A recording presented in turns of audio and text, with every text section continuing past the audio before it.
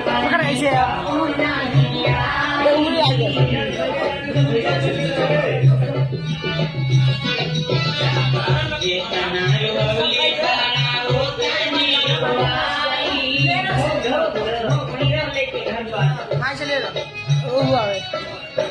भैया संग जात बानी कबो नाही आई जेतना रोले बाळा होता ने रोआई आई समझ